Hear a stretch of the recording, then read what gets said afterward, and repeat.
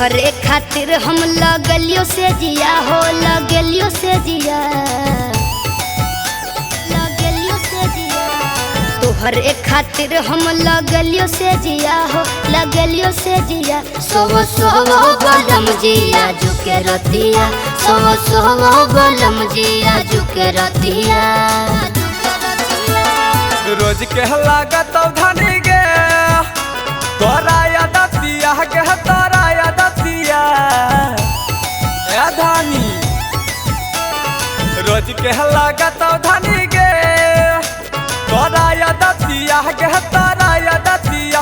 भोरे जब काला काटा फाटा तो छतिया, जब जब काला काटवा फाटा तो छतिया।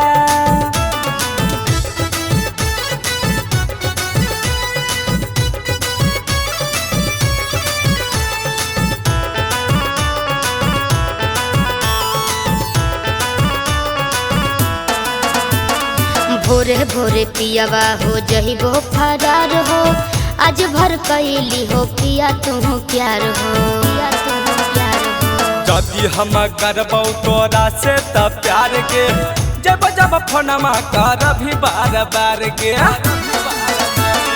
जे कही धनी गे मानी ले बतिया के, मानी ले बतिया। भोरे जब काला कहता फाटा तो छतिया, जब जब काला कतवा फाटा तो छतिया। Presented by RES Music।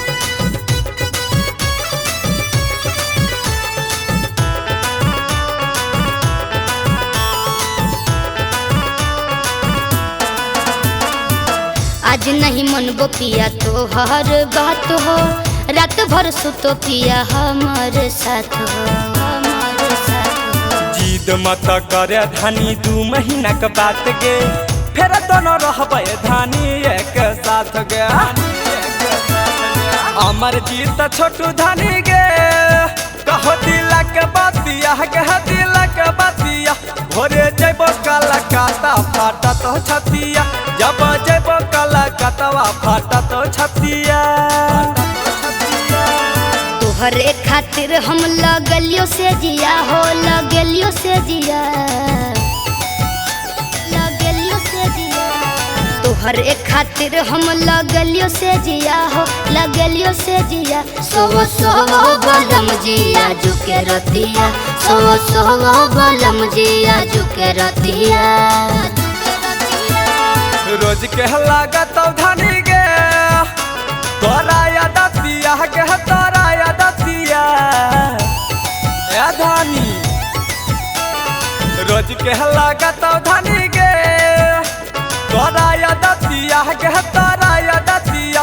भोरे जब काला काटा फाटा तो छतिया, जब जब काला काटवा फाटा तो छतिया।